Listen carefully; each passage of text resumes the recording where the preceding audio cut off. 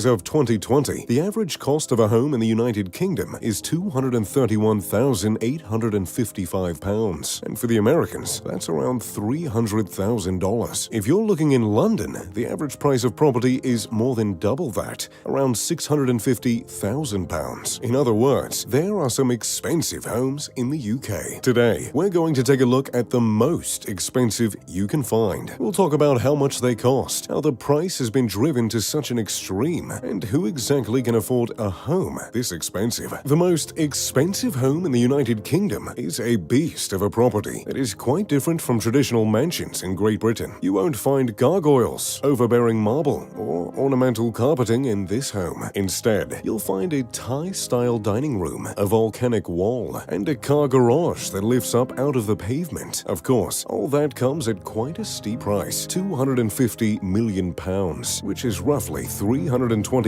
million. So, who on earth could afford a home that's worth £250 million?